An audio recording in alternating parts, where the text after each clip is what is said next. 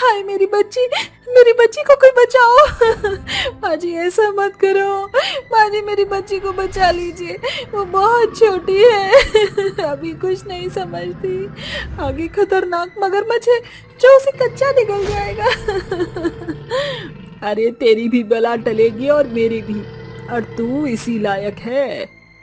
बाजी, मैं आपके सामने हाथ जोड़कर कहती हूँ, मेरी बच्ची को रोक लीजिए, वो चले जा रही है पानी की तरफ, मेरे साथ जो करना है कर लीजिए, पर मेरी बच्ची को बख्श दीजिए।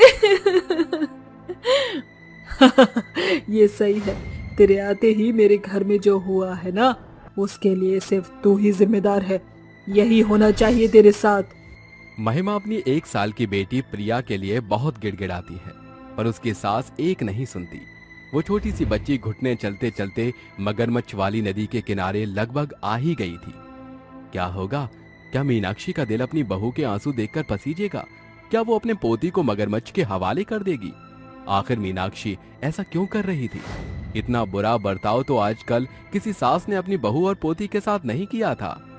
ये जानने के लिए कुछ समय पीछे चलते, जहां मीनाक्षी ने अपने बेटे सूरज की शादी महिमा से कराई थी। मीनाक्षी गृह प्रवेश करवाकर उसे घर के अंदर लाती है। कुछ दिनों तक सब कुछ बहुत अच्छा था, पर सूरज माँ का पल्लू छोड़कर महिमा का जोरू का गुलाम बन गया था, जो उसे बिल्कुल बर्दाश्त नहीं हुआ। बेटा, आज मेरा मटर पनीर खाने का बहुत मन कर रहा है, तेरा भी बहुत पसंदीदा है, बहू से कहकर यही बनवा ले। आप सही कह रही हो, मेरा भी वही खाने का बहुत मन है। अरे महिमा, जरा इधर तो आना। जी बोलिए। सुनो, आज खाने में मटर पनीर बना लेना, मेरा और माँ का बहुत मन है। ओफो सूरज जी, मटर पनीर बनाने का तो सामान घर में है ही नहीं, और आज मेरा दाल मखनी खाने का बहुत मन था, तो मैं वही सामान लाई हूँ बाजार से। अरे वाह, दाल मखनी। कोई नहीं, आज वही खा लेता हूँ, मेरा तो वो भी फेवरेट है। माँ, आप कल खा लेना मटर पनीर। मन मेरा था, मेरी हाँ में हाँ भी मिलाया मेरे बेटे ने, और जैसे ही बहू ने अपना मुंह खोला तो खाना भी उसकी पसंद का बन रहा है। मेरा बेटा इतनी जल्दी बदल गया, मुझे तो पता ही नहीं था। कुछ देर बाद सब खाना खा लेते हैं, तो मीनाक्षी कहती है, खाना तो तूने अच्छा बनाया था बहू, पर दाल मखनी में मिर्च बहुत ज्यादा थी, है ना बेटा? तू भी इतनी मिर्च नहीं खाता है ना? हाँ माँ, वो अब नहीं, मुझे तो मिर्च नहीं लगी। माँ, ठीक ठाक था खाना। अरे माँ जी, मैंने इतनी मिर्च नहीं डाली है, पता नहीं आपको क्यों लग रही है। देखिए ना, सूरज जी ने भी तो खाई है। मैंने खुद से मिर्ची से 2 गिलास पानी पीते हुए देखा है, फिर भी अपनी पत्नी के सामने उसकी बेइज्जती नहीं कर रहा, मुझे ही गलत ठहरा रहा है। धीरे धीरे मीनाक्षी को ये बातें चुभने लगती हैं कि उसका बेटा उससे दूर होकर बहू का हो गया है। एक दिन घर का हिसाब करना था। मीनाक्षी घर का सारा हिसाब लगा लेती है और सूरज को कहती है, ले बेटा, मैंने हिसाब कर दिया है, 8,550 का बना है। अरे माँ जी, रहने दीजिए, मैंने घर का हिसाब पहले ही बना लिया है, और बिल पूरे 7,000 का बना है, मतलब 1,500 कम। ये देखिए सूरज जी। अरे वाह, तुमने तो कुछ ही दिनों में घर संभाल लिया, इस बार बजट कम बना है। थैंक यू सूरज जी। सूरज बेटा, घर का सारा हिसाब आज तक मैंने ही लगाया है, और मैंने कुछ नया ऐड नहीं किया है। पता नहीं बहू ने इतना कम बजट कैसे बना दिया। हाँ माँ जी, आप ज्यादा बजट बनाती हो, आपसे ये मैं ही कर लूंगी। देखिए कितने पैसे भी बच गए हमारे। हाँ माँ, महिमा बिल्कुल ठीक कह रही है। बस बहुत हुआ, जब देखो महिमा सही है और मैं गलत। आज तक सब मैंने ही किया है, और 2 हफ्ते में इसने मेरे बेटे को मुझसे पराया कर दिया। ये तूने ठीक नहीं किया बहू, इसका बदला मैं बहुत जल्द लूंगी। हर चीज में मेरा बेटा तेरे ही गुण गा रहा है। वक्त बीतता है, मीनाक्षी के मन में महिमा को लेकर मन खट्टा होता जाता है। 9 महीने बाद महिमा एक प्यारी सी बेटी को जन्म देती है। पोती को देखकर उसे बिल्कुल अच्छा नहीं लगता, क्योंकि वो पोते की चाहत में बैठी थी। एक दिन महिमा रसोई के काम में लगी थी और प्रिया रोई जा रही थी। माँ जी, प्रिया बहुत रो रही है, मैं खाना बना रही हूँ, जरा आप इसे देख लीजिए। मैं तो ना जाऊं, मेरे साथ ऐसे करती है और मैं इसी की बच्ची को देखूं, रोती है तो रोती रहे। माँ जी को पता नहीं क्या हो गया है, अभी तक इन्होंने मेरी बच्ची को लिया ही नहीं। 10 मिनट तक बच्ची रोती रहती है। महिमा तब अपनी बच्ची के पास जाती है और उसे चुप कराकर दूध पिलाती है। फिर अपने बच्चे को गोद में लेकर सास के पास जाती है और कहती है, माँ जी, मेरी छोटी सी बच्ची इतना रो रही थी और आप उसे संभाल भी नहीं पाई, मुझे कह देती। अरे मेरे को ऊंचा सुनाई दिया, वो मुझे लगा तू कह रही है कि प्रिया सो रही है, इसीलिए मैं गई नहीं। अगले दिन सूरज अपनी बेटी के लिए खिलौना लाता है, तभी मीनाक्षी की दवाई लाना भूल जाता है। ये बात उसे बहुत खटकती है। 2-4 दिन बाद ऑफिस से आते वक्त सूरज गजरा खरीद रहा था कि उसका एक्सीडेंट हो जाता है। ये बात मीनाक्षी जानती थी, इसी बात के लिए उसने महिमा को बहुत सुनाया। ये सब तेरी वजह से हुआ है, तू खा गई मेरे बेटे को। तेरी वजह से वो रोड पर खड़ा होकर गजरा खरीद रहा था। आसपास के लोगों ने मुझे बता दिया है। तुझे क्या लगा था मैं बेवकूफ हूँ? नहीं नहीं, ऐसा मत बोलिए, मेरा ऐसा कोई इरादा नहीं था। मैं उनसे बहुत प्यार करती थी, मैं नहीं चाहती थी कि ऐसा कुछ हो। मैं और मेरी बच्ची उनके बिना कैसे जिएंगे? बकवास बंद कर कुलटा। मेरे इकलौते बेटे को अपनी मुट्ठी में कर लिया और खा गई फिर उसे। मेरा सूरज बेटा, वापस आ जा बेटा। बस उसी दिन मीनाक्षी महिमा को उसके बच्चे से घंटों तक अलग रखती है और उन पर जुल्म करने लगती है। कभी चाय का ताना देती तो कभी खाने को फेंक दिया करती थी। 1 साल तक मीनाक्षी अपनी बहू को ऐसे ही टॉर्चर करके खरी खोटी सुनाती है। बेचारी बहू अपने बच्चे को लेकर जाती भी तो कहाँ, इसलिए वो घर में रहते हैं। बस बहुत हुआ, आज माँ बेटी का किस्सा खत्म ही कर दूंगी। ए चल खड़ी हो और मेरे साथ चल अपनी बेटी को लेकर। पर माँ जी कहाँ? जितना बोलूं उतना कर। ये कहकर मीनाक्षी उन दोनों को एक नदी पर ले जाती है, जहाँ किनारे पर खूंखार मगरमच्छ भी थे। मीनाक्षी अपनी पोती को उसकी गोद से लेकर जमीन पर छोड़ देती है और अपनी बहू के एक पेड़ के पास हाथ बांध देती है। तभी रोते हुए महिमा कहती है, माँ जी आप ये क्या कर रही हैं? छोड़िए मुझे और मेरी बच्ची को। ऐसे छोड़ दिया आपने मेरी बच्ची को माँ जी, वो नदी की ओर जा रही है। यही तो मैं चाहती हूँ, तेरा भी भला होगा और मेरा भी। तू अकेले कैसे पालेगी अपनी बेटी को? तुम दोनों को आज खत्म कर दूंगी। देख, तेरी बेटी मगरमच्छ के मुंह में जाने ही वाली है। माँ जी मैं आपके पैर पड़ती हूँ, मेरी छोटी सी बच्ची को इन सब में मत घसीटिए। आपकी जो भी दुश्मनी है वो मुझसे निकाल लीजिए, मेरी बेटी से नहीं। तुम दोनों ही मेरे गुनहगार हो। एक तो तू मेरे बेटे को खा गई और तूने उसे मुझसे छीन लिया। शादी के बाद मेरा बेटा इतना बदल गया कि उसे मेरी बातें गलत लगने लगी। हमेशा मैं गलत और तू सही, सिर्फ तेरे ही गुण गाए उसने। और तेरी बेटी के आने के बाद उसने मुझे और बुला दिया। आज तेरी बेटी इस भूखे मगरमच्छ का खाना बनेगी। महिमा अपनी छोटी सी बेटी के लिए तड़पती रहती है। तभी गांव के कुछ लोग उस बच्ची को मगरमच्छ के मुंह से बचाकर लाते हैं। साथ ही महिमा के हाथ खोलते हैं और मीनाक्षी की हरकतों को देखकर उसे पुलिस स्टेशन छोड़ आते हैं। अपनी बेटी को सीने से लगाकर वो कहती है, प्रिया बेटा तो ठीक तो है ना? एक तू ही तो निशानी है उनकी मेरे पास। तुझे कुछ हो जाता तो मैं जीते जी मर जाती। पता नहीं माँ जी ने क्यों ऐसा समझा कि मैंने उनके बेटे को उनसे छीन लिया है। तुम ठीक तो हो ना? तुम्हारी सास ने तुम्हारे साथ ऐसा क्यों किया? हाँ बेटा, तुम ठीक तो हो ना? वो तो शुक्र है, अपने बच्चे को एन टाइम पर बचा लिया। आपका बहुत बहुत शुक्रिया। आप मेरी माँ जी को कहाँ ले गए? उस अड़ियल औरत को हमने पास के पुलिस के हवाले कर दिया है। नहीं, मुझे माँ जी को वहाँ से बचाकर लाना होगा। महिला कांस्टेबल मीनाक्षी को मारकर सबक सिखाती है। तभी महिमा अपनी सास को वहाँ से छुड़ाकर बाहर ले आती है। मैंने तेरे साथ इतना गलत किया, फिर भी तूने मुझे बचा लिया। मुझे माफ कर दे, मैं तेरी गुनहगार हूँ। माँ जी, ना आपके सिवा मेरा कोई है और ना ही मेरे सिवा आपका। इसीलिए मैं सब भुलाकर आपके साथ फिर से जिंदगी शुरू करना चाहती हूँ। इस तरह दोनों सास बहू एक नई जिंदगी नए सिरे से शुरू करते हैं और खुशी खुशी एक साथ रहने लगते हैं। सूसू करने वाली बहू। देर रात के 2 बज रहे थे। मालती आशना के बगल में सो रही थी। तभी गीलेपन के आभास से वो झट से उठकर अपनी बेटी आशना को जगाते हुए बोलती है, अरे ओ मुई, आज फिर तूने बिछौने पर सूसू की बौछार कर दी है। ऐसी भी क्या घनघोर गहरी नींद में सोई थी कि अलार्म की आवाज सुनकर भी सूसू करने नहीं उठी? माफ कर दो माँ, पता ही नहीं चला। बिछौने पर सूसू करने की आदत तो तेरी सालों साल से चली आ रही है। बचकानी से ही सयानी हो गई, मगर सूसू करने की आदत तो जैसे तेरी साथी बन गई है। 20 साल की आशना को बिस्तर पर सूसू करने की बुरी लत थी, जिसका मुख्यतः कारण उसका अत्यधिक तनाव था। एक सवेरे की बात है। माँ, खौफ के मारे मेरा दिल बैठा जा रहा है। आप ही सोचिए कितने एम्बेरस्ड होगी आपकी बेटी जब रिश्ते वाले को पता चलेगा कि जिसे वो बहू बनाना चाहते हैं वो बिस्तर पर सुसु करती है। आशना, ये बचकानी बुद्धि का बोलबाला जीवन भर नहीं चल सकता। बेटी जात को ज्यादा दिन घर पर बैठा कर रखेंगे तो जमाना बात का पतंगड़ बनाएगा और फिर ससुराल जाने और बहू बनने के बाद ये सुसु की बीमारी खुद दूर भाग जाएगी। थोड़ी ही देर में सुधा अपने बेटे प्रभास के संग वहां पधारती है। आइए बहन जी, विराजिए। बिटिया, मेहमानों का स्वागत सत्कार करो। जी माँ जी। मेहमान नवाजी तो बहुत हो गई बहन जी। आशना मुझे और मेरे बेटे दोनों को पसंद है। मेरी मानिए तो इसी महीने का मुहूर्त निकलवाइए। ठीक है समधन जी, जैसा आपको सही सूझे। महीने भर के भीतर ही आशना की शादी प्रभास से हो जाती है और विदाई की बेला पर मालती कहती है, आशना बेटा, तू ऐसे खौफ खाएगी तो तेरी शातिर सास को शक हो जाएगा। मैंने तेरी श्रृंगारदानी में तेरी दवाइयाँ रख दी हैं।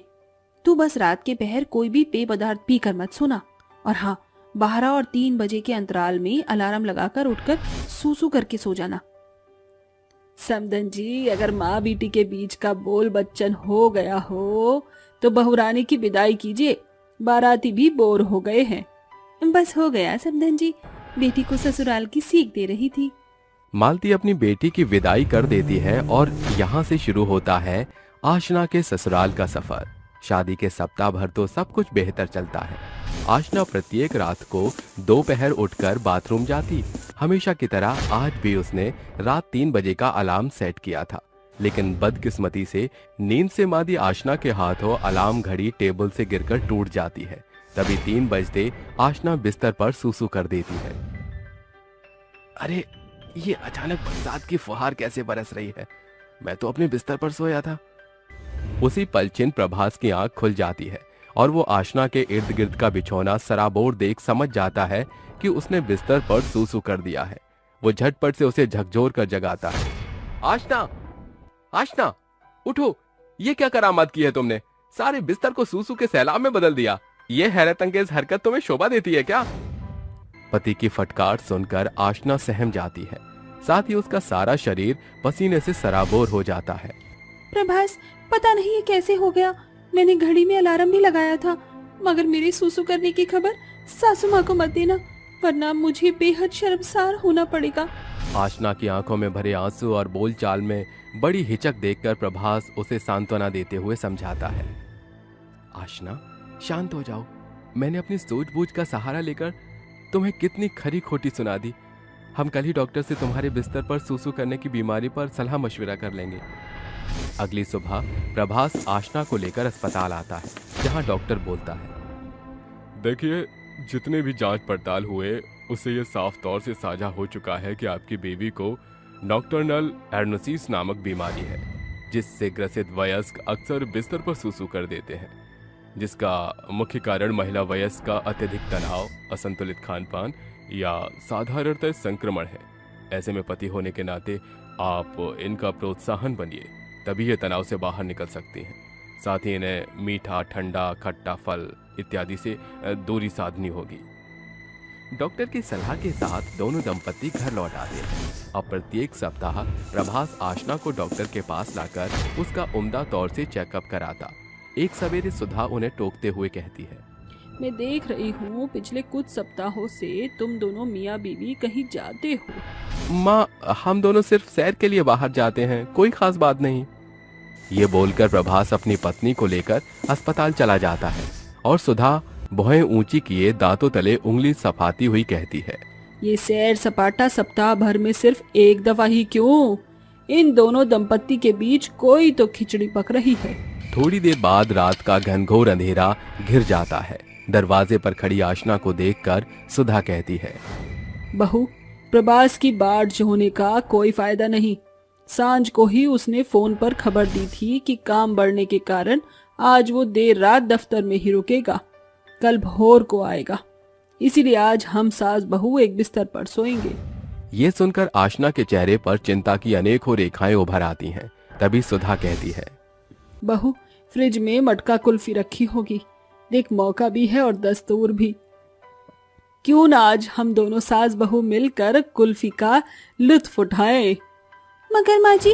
अरे बहू, ये अगर मगर की बातों को बिसार कर कुल्फी ला। अपनी सास सुधा की जिद के आगे बेचारी बहू का बस कहाँ चलना था। वो मन में कहती है, डॉक्टर साहब ने सख्त हिदायत दी थी कि रात में सोने से पहले मुझे कोई भी पेय पदार्थ नहीं लेना। इसके पश्चात सास बहू सोने आती है, मगर बिस्तर पर सूसू करने की डर से बेचारी बहू बुरी तरह भयातुर होती है। उसकी आंखों से नींद नामक चिड़िया फुर्र हो चुकी थी।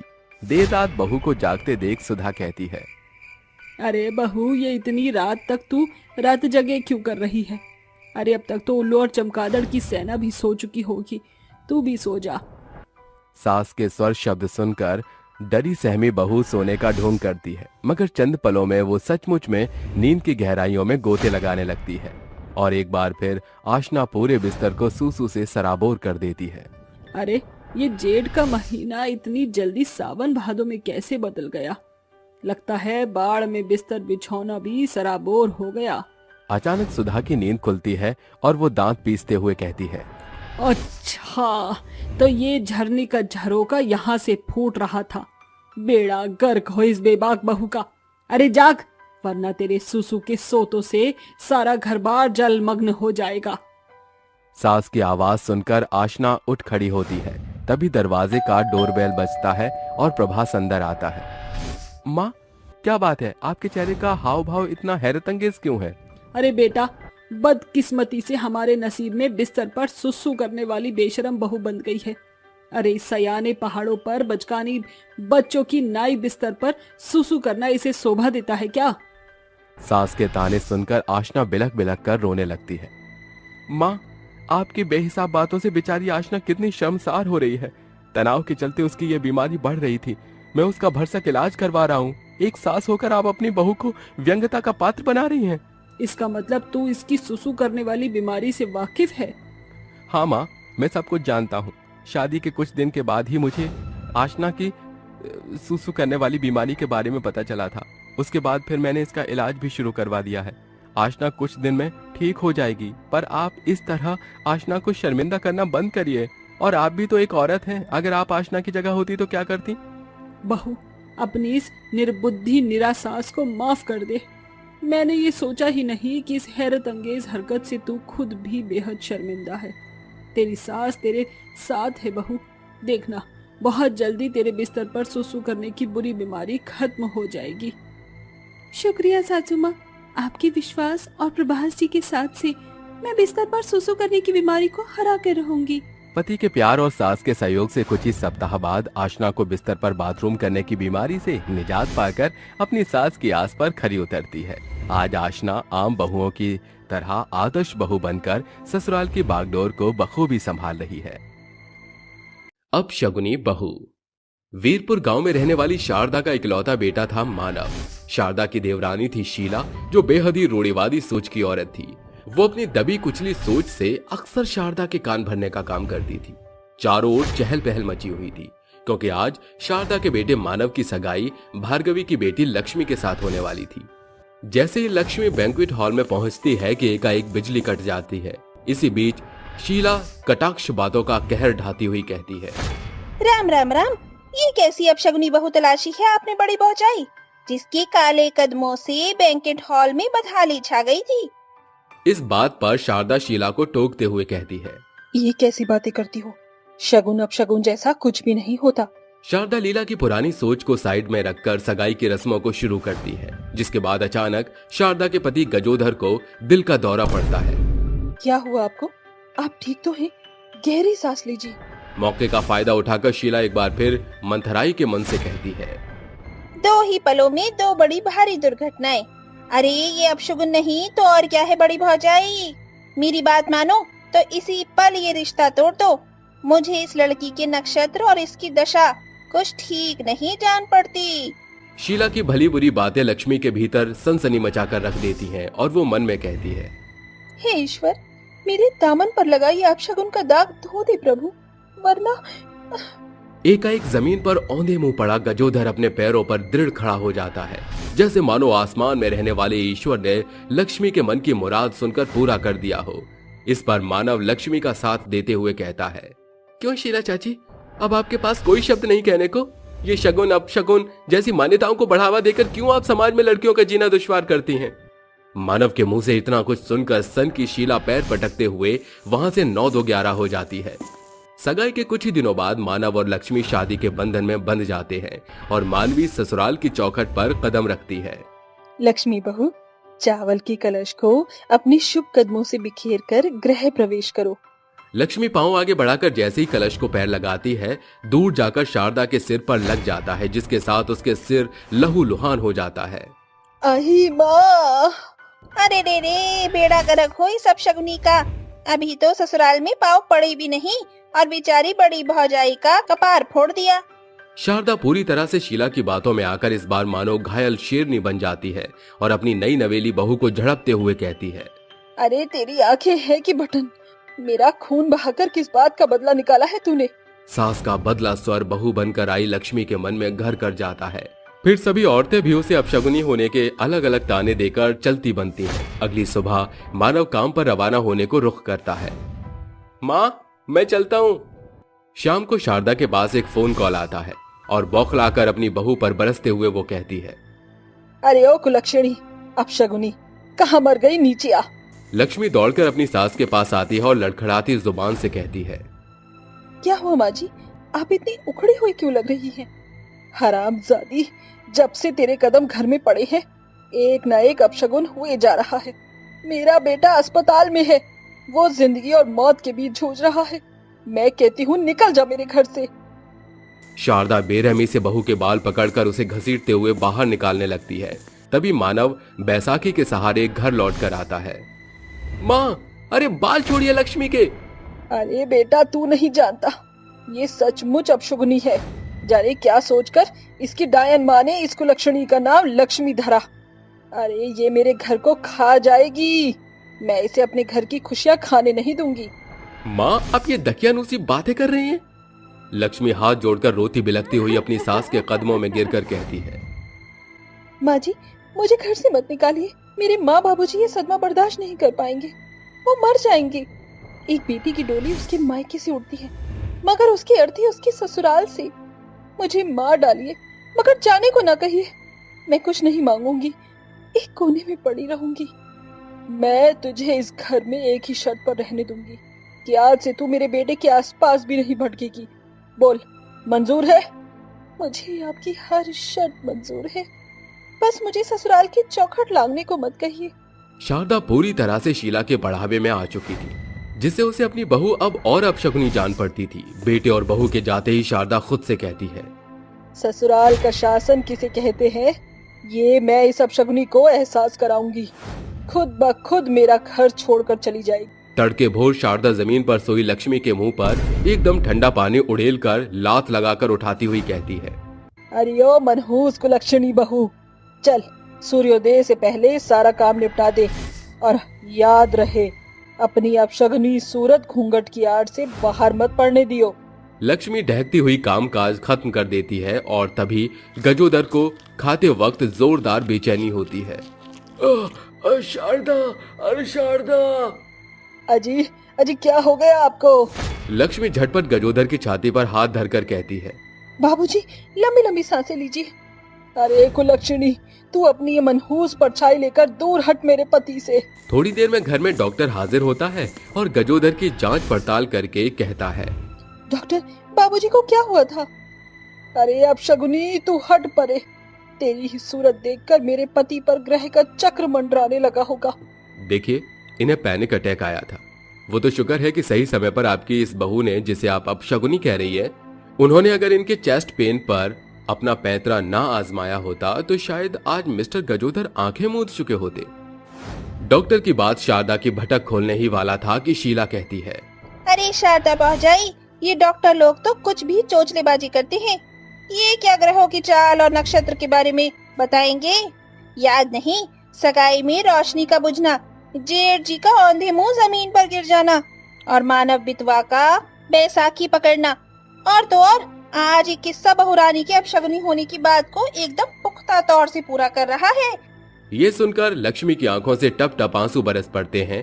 तभी वो आंसू पोंछकर कहती है, बस चाची जी, बहुत सुन ली मैंने आपकी ये चोचलेबाजी, बहुत सहकर देख लिया, मगर मुझे अपशगुनी कहने से पहले अपने गिरेबान में झांक कर देखिए।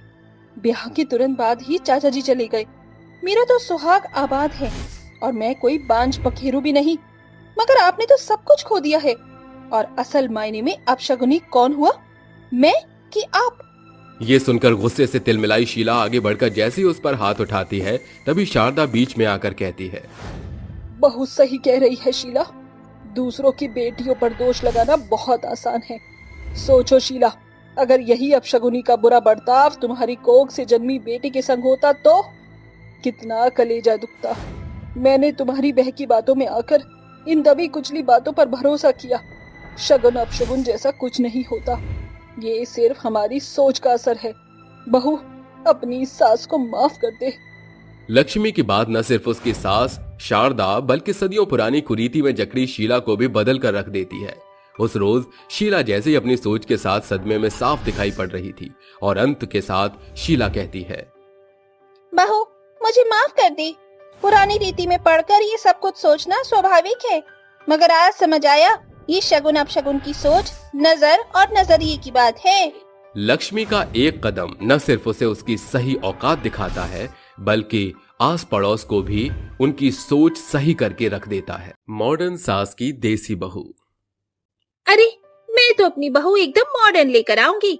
उसके पहने हुए कपड़ों का स्टाइल और उसके चलने का स्टाइल बिल्कुल क्लासिक होगा। बहू तो मैं बिल्कुल अपने से भी ज्यादा मॉडर्न लेकर आऊंगी।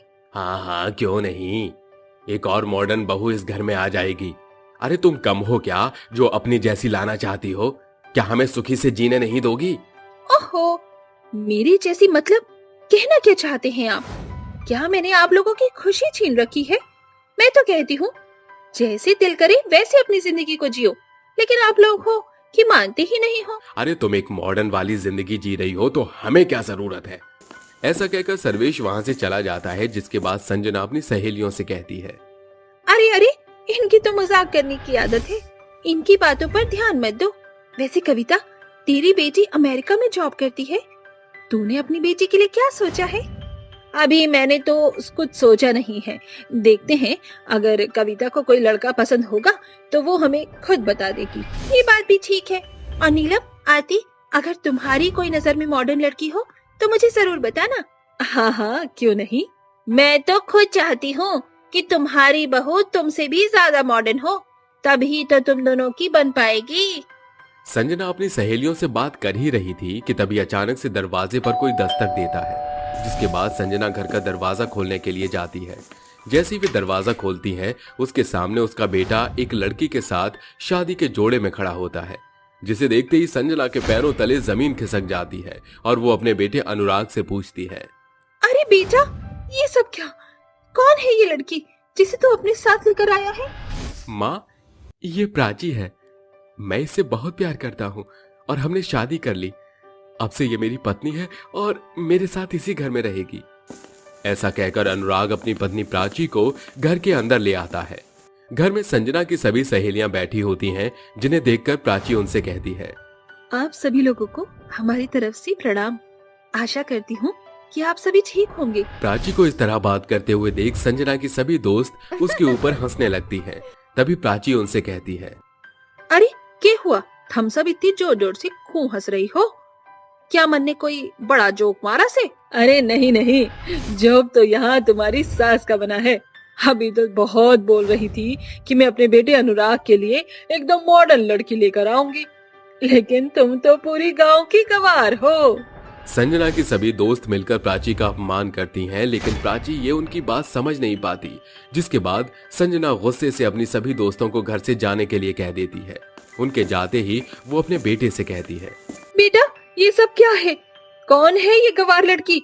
इसको तो बात करना भी नहीं आता। ये हमारे घर की बहू कैसे बन सकती है? अरे माँ, ये प्राची है, कन्हैयापुर के गांव में रहती है। हम दोनों ने एक साथ कॉलेज किया था, तब से ही हम दोनों एक दूसरे से प्यार करते हैं। मैं तो शादी अच्छे से करना चाहता था, लेकिन प्राची के माता पिता मान नहीं रहे थे, इसलिए मुझे उसे भगाकर शादी करनी पड़ गई। अरे बेटा, इसे तो जहाँ से लेकर आया है वहीं छोड़ो। ये लड़की तेरे लायक नहीं है। कितनी गवार है, इसे तो बात करना भी नहीं आता। पता नहीं कौन सी लैंग्वेज यूज कर रही है। नहीं माँ, मैं प्राची को नहीं छोड़ूंगा। ये मेरी पत्नी है, आज से ये मेरे कमरे में ही रहेगी। अरे माँ जी, अब तो हमने जवाब मिल गया से, इब मैं कहीं ना जाती। चलो चलती हूँ मैं अपने पति के दोहरे कमरे में। चलो जी, मन ने अपना कमरा दिखा दो। अनुराग प्राची को अपने कमरे में ले जाता है और उसे अपना कमरा दिखाता है। वहीं दूसरी तरफ एक गांव की लड़की से अपने बेटे की शादी देख संजना बहुत ज्यादा परेशान हो जाती है, जिसके बाद वो हर रोज अपना सारा गुस्सा प्राची के ऊपर निकालने लगती है। अरे अब मैं इसका क्या करूं? ये तो रोज मुझे इग्नोर कर देती है। इसको यहाँ से भगाने के लिए मुझे कुछ तो करना ही होगा। ऐसा सोचकर संजना अपने घर में एक बहुत बड़ी पार्टी रखती है। ये पार्टी वो अपनी सालगिरह बनाने के लिए रखती है, जिसमें वो अपने सभी अमीर और हाई फाई दोस्तों को इनवाइट करती है। पार्टी में सभी लोग एंजॉय कर रहे होते हैं कि तभी प्राची पैरों में मोटी मोटी पायल पहनकर और छम छम करती हुई आती है, जिसे देखकर सभी मेहमान जोर जोर से हंसने लगते हैं। अरे ये क्या, ऐसा लग रहा है जैसे गांव की कोई छम्मक छल्लो चलती हुई आ रही है। अरे अरे देखो तो सही, कितनी गवार है ये। इसको तो कपड़े पहनने का भी ढंग नहीं है। पार्टी में आने के बाद सभी के मुंह से ऊट पटांग बातें सुनकर प्राची को बहुत गुस्सा आता है, जिसके बाद प्राची गुस्से से कहती है, अरे यो की बकवास करे जा रहे हो तुम लोग? अरे गांव के लोग के इंसान न होते का, जो तुमने अपने क्लास की पढ़ी है। क्या जानते हो तुम फैशन के बारे में? अरे महारत तो पूछो, फैशन के होवे है? अरे फैशन वो होवे है जिसमें पूरा शरीर ढके होवे है। तुम्हारी तरह आधा नंगा घूमना किसको अच्छा लगेगा? अरे जिन लोगों को इंसान की इज्जत करनी ही नहीं आती, वो किस बात का क्लास दिखा रहे हैं? प्राची का ये बर्ताव देखकर वहाँ खड़े सभी मेहमान चुपचाप खड़े हो जाते हैं, जिसके बाद संजना गुस्से से प्राची के मुंह पर एक थप्पड़ मारती है और उससे कहती है, हाउ डेयर यू, तुम्हारी हिम्मत कैसे हुई मेरे मेहमानों की इंसल्ट करने की? तुम अभी मुझे जानती नहीं हो। I know you very well सासू माँ जी। प्राची के मुंह से इंग्लिश सुनते ही संजना हैरान रह जाती है, जिसके बाद प्राची सबसे कहती है, आपको क्या लगता है कि मैं गवार हूँ और गांव से आई हूँ? दरअसल मैं इसी शहर की कमिश्नर की बेटी हूँ। मेरा नाम प्राची वर्मा है और मुझे नहीं लगता कि मुझसे ज्यादा अच्छा क्लास आप लोगों का होगा। लेकिन आज मुझे इतना जरूर पता चल गया है कि यहाँ लोग क्लास नेचर से नहीं, उसके पहने हुए कपड़े और उसके बात करने के तरीके से जज करते हैं। प्राची की ये बात वहाँ खड़े लोगों को बहुत ही अच्छे से समझ आ जाती है। वहीं दूसरी तरफ प्राची का सच जानकर संजना को अपने ऊपर बहुत ही शर्मिंदगी महसूस होती है, जिसके बाद वो प्राची के पास आकर कहती है, अरे बहू, मुझे माफ कर दो। मुझे लगा कि तुम गांव की लड़की हो, तुम्हारी थोड़ी सी बेइज्जती करूंगी तो शायद तुम यहाँ से हमेशा के लिए भाग जाओगी। लेकिन मैं नहीं जानती थी कि तुम इसी शहर की कमिश्नर की बेटी हो। लेकिन आज मुझे एक सबक जरूर मिल गया है कि मॉडर्न अच्छे कपड़े या अच्छे दिखने से नहीं, बल्कि दिल से होना चाहिए। तभी वहाँ अनुराग आता है और अपनी माँ से कहता है, माँ, ये सब प्राची का ही प्लान था। जब मैंने उसे बताया कि आप बहुत मॉडर्न हो और आपको एक मॉडर्न बहू चाहिए, तो प्राची ने मुझे समझाया कि मॉडर्न कपड़ों से नहीं, दिल से होना जरूरी है। और इसलिए प्राची ने ये ड्रामा शुरू किया ताकि आप भी दिल से मॉडर्न बनो, ना कि कपड़ों से। संजना का सर शर्म से झुक जाता है और वो अपने बेटे और बहू दोनों से माफी मांगती है, जिसके बाद संजना प्राची के साथ अच्छे से व्यवहार करने लगती है और उस दिन से गांव के लोगों के बारे में उल्टा सीधा कहना भी बंद कर देती है, जिसके बाद सभी लोग खुशी खुशी रहने लगते हैं। बिंदिया को गए सप्ताह हो गया। काजल को संभालना मेरे लिए कठिन होता जा रहा है। लाख कोशिशों के बावजूद भी मैं अपनी बेटी काजल की मां का फर्ज अदा नहीं कर पा रहा। ऊपर से मेरे कपड़ों का कारोबार भी ठप हो गया है। अब मेरे पास दूजा ब्याह करने के सिवा कोई चारा नहीं, क्योंकि इससे काजल को मां मिल जाएगी और मेरे घर को एक गृहिणी। रूपम काजल की परवरिश के लिए मोहना के साथ दूसरी शादी कर लेता है। शादी की रात। मोहना, मैंने यह पुनर्विवाह सिर्फ अपनी बच्ची की परवरिश के लिए किया है। उम्मीद है हम दोनों एक दूसरे की बच्चियों के माता पिता बन पाएंगे। जब आप मेरी अनाथ बच्ची को पिता का नाम दे सकते हैं, तो मैं काजल की माँ क्यों नहीं बन सकती? मैं बतौर अपनी दोनों बेटियों से एक समान प्यार करूंगी। दोनों दंपति अपने सोच को एक दूसरे से साझा करते हुए नए जीवन की शुरुआत करते हैं। अगली सुबह काजल अपनी सौतेली सुंदर बहन रूपाली के पास आकर कहती है, रूपाली चलो खेलते हैं। दूर हट मुझसे काली कुरूपा, मुझे छूने की तेरी हिम्मत कैसे हुई? मेरी सुंदरता पर अपनी कुरूपता का कालिक पोतना चाहती है तू? रूपाली ऐसे बात करती है अपनी बड़ी बहन से?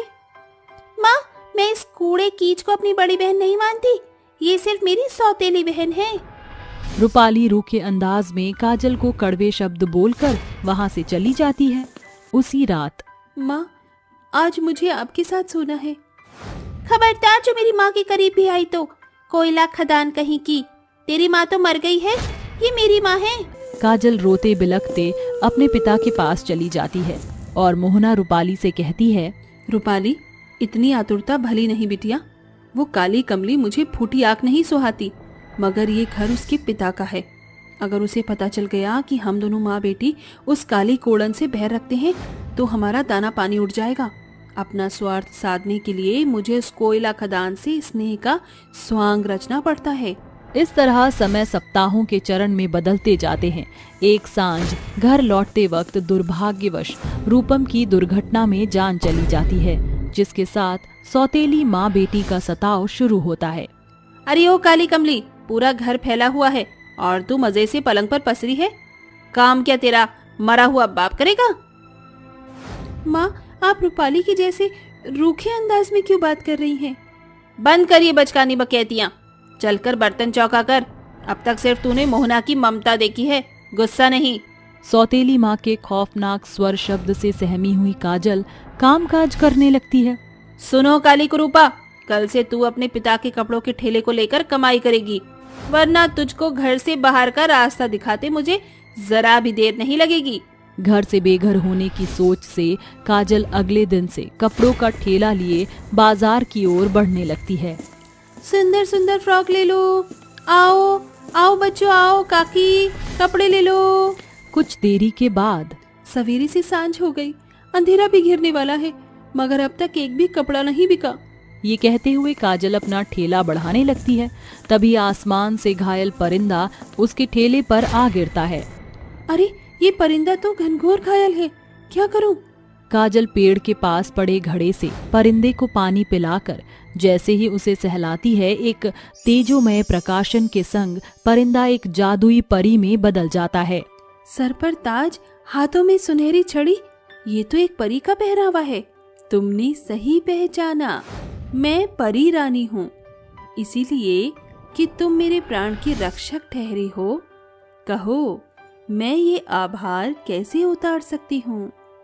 परी रानी, अगर आप सचमुच में मेरी मदद करना चाहते हो तो सिर्फ मेरी काली काया को सुंदर कर दो, ताकि मेरी सौतेली माँ और बहन मुझसे घृणा ना करे।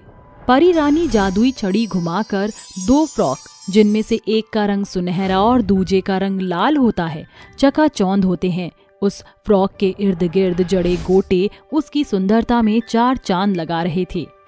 ये फ्रॉक कितना सुंदर है, इसकी सुंदरता तो अब मेरी आंखों में ही नहीं समा रही।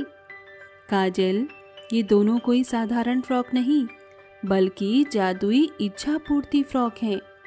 सुनहरी फ्रॉक तुम्हें सोने की मोहर, मूल्य से लेकर खान पान सब कुछ मुहैया कराएगी, और ये लाल फ्रॉक को जैसे तुम अपने तन पर पहनोगी, तुम्हारा चेहरा चांद सा चमकेगा। दोनों जादुई फ्रॉक का पुख्ता प्रमाण बताकर परी वहाँ से ओझल हो जाती है कि काजल कहती है, सूरज ढल चुका है, थोड़ी ही देर में सारा गांव अंधेरे से सराबोर हो जाएगा। ए परी रानी के जादुई सुनहरे फ्रॉक, इसी पल छिन्न मुझे पैसे दो। काजल के इतना कहते ही साधारण फ्रॉक सुनहरे रोशनी से प्रकाशमान होकर जादुई सुनहरी फ्रॉक में परिवर्तित होकर अपने भीतर से पैसे की बौछार करती है। अब इन पैसों के बलबूते मेरी सौतेली माँ मुझे नहीं सताएगी। काजल अपने कपड़ों के ठेले के साथ घर की ओर अग्रसर हो जाती है। ये लो माँ, आज के कपड़ों की कुल कमाई। आधी रात काजल लाल जादुई फ्रॉक को जैसे ही पहनती है, एक चकाचौंध चमकीली चमक उसे सर से पांव तक सराबोर करती है, और जैसे ही काजल आईने में अपना अक्स देखती है तो कहती है, ये तो कमाल हो गया, इस जादुई लाल फ्रॉक ने तो मेरी काया पलट ही कर दी। कहीं ये मेरा सपना तो नहीं? क्या सचमुच मेरी बदसूरती खूबसूरती में कायम हो चुकी है? तुम्हारा शुक्रिया जादुई लाल फ्रॉक। काजल अपने सुंदर दूधिया चेहरे को देख फूले नहीं समाती। मुझे बड़ी जोरों की भूख लगी है। माँ ने मात्र मुझे एक रोटी को ही खाने को दिया। ए मेरी जादुई सुनहरी फ्रॉक, इसी पल मुझ भूखी की भूख का प्रबंधन करो। इतने में साधारण फ्रॉक उमड़ते घुमड़ते हुए हवा के बीचों बीच टंग जाता है और अपने भीतर से स्वादिष्ट व्यंजन की बौछार करता है। अरे वाह, मेरी सुनहरी जादुई फ्रॉक, तुमने तो खाने का खजाना ही लगा दिया। पिताजी के जाने के बाद मुझे भरपेट खाना आज भी नसीब न हुआ, मगर आज मैं दिल खोल कर खाऊंगी। भूखी नजरों से ताकते हुए काजल सारा खाना चट कर जाती है और कहती है, ए मेरी जादुई दोनों फ्रॉक, मेरी करीब कुमटी को महल में बदल दो। इतने में सुनहरे जादुई फ्रॉक काजल के कमरे को सोने के सांचे में ढले महलनुमा कमरे में तब्दील कर देता है, जिसके बाद काजल अपने जादुई लाल फ्रॉक को पहने चैन से सो जाती है। अगली सुबह, ए मेरी जादुई सुनहरी फ्रॉक, मुझे अपने पिता के कारोबार को आगे बढ़ाना है, मेरी सहायता करो। जादुई सुनहरे फ्रॉक से सैकड़ों सोने के सिक्के काजल की झोली में आते हैं। बिना वक्त गवाए मुझे इनका सौदा करने सुनार के पास जाना होगा, मगर उससे पहले इस लाल फ्रॉक को चेंज कर लेती हूँ ताकि बाहर जाकर इसकी चमक कम ना हो जाए। काजल जादुई लाल चमकीली फ्रॉक से साधारण फ्रॉक की मांग कर उसे पहनकर बाहर चली जाती है। ये सारी वारदात उसकी सौतेली माँ और बहन देख लेते हैं। माँ, वो चली गई, चलो। रूपाली भीतर आकर लाल चमकीले फ्रॉक को पहनकर बोलती है, ए जादुई लाल चमकीली फ्रॉक, जल्दी से मेरा चेहरा उस काजल से भी सुंदर कर दो। रूपाली के स्वार्थी शब्द सुनकर जादुई फ्रॉक उसके चेहरे को काला कर देती है। तभी काजल वहाँ आ जाती है। क्या हुआ रूपाली, तुम्हारा रूप सुंदर होने की जगह कुम्हलाकर काला क्यों पड़ गया? काजल, मुझे माफ कर दो, तुम्हारे जितना सुंदर चेहरा पाने की चाहत में मैंने इस लाल चमकीले फ्रॉक को पहन लिया। मुझे ये भद्दा रूप गवारा नहीं है। कुछ करो, मुझे मेरी पुरानी पहचान ही लौटा दो। ऐ मेरी जादुई लाल चमकीले फ्रॉक, रूपाली को उसका पुराना प्रारूप लौटा दो। इतने में लाल चमकीले फ्रॉक से चकाचौंध रोशनी रूपाली के रूप को सर से पांव तक जैसे ही सराबोर करती है, उसका सुंदर रूप लौट आता है। काजल, मैंने तुम्हारी भांति सुंदर बनने के स्वार्थ में आकर तुम्हारे जादुई फ्रॉक का इस्तेमाल किया, माफ कर दो मुझे। क्यों रूपाली, काला रूप तुम्हें चंद पल भी गवारा न हुआ? तुम दोनों माँ बेटी जब मुझे मेरे चेहरे को लेकर ताने मारती थी तो मेरा दिल भी यूं ही तार तार हो जाता था।